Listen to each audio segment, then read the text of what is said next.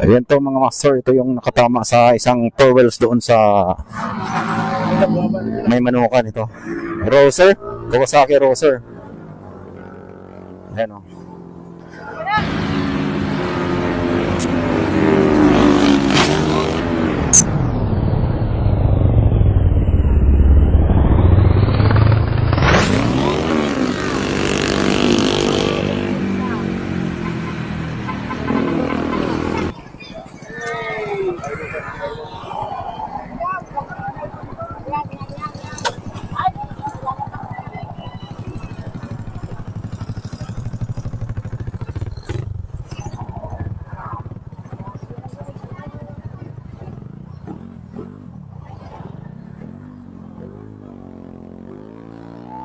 Ito yung kutsyon niya mga master, ito yung tinamaan niya.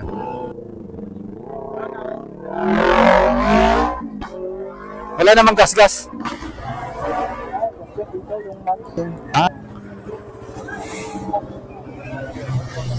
Yung mags.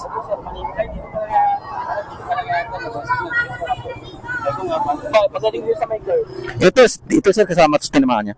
Oo, tanggal. Tanggal oh. Nung umabot siya yung mags ko. Pati yung mags. Punit, dalawang ganun yung punit ng mags. Tapos gulong. Oo.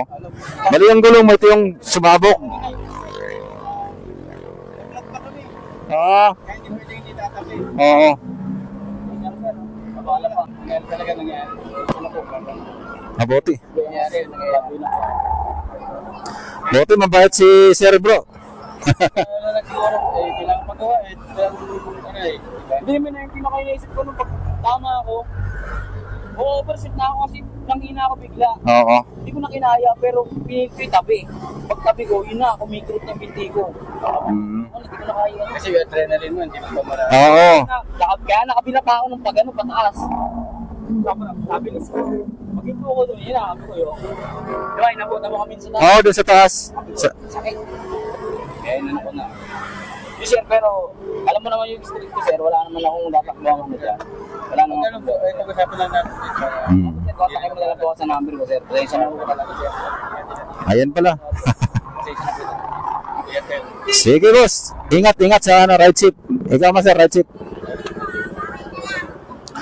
Ayan mga master, pag-usapan nila ng mayari ng SUV, yun yung yung napag-usapan, hindi naman tatakasan ni rider yung obligasyon niya. Kaya ayun. Okay na, alis na rin to. Nagkasundo na sila, tatawag na lang ng mga master. Yan lang, peace out.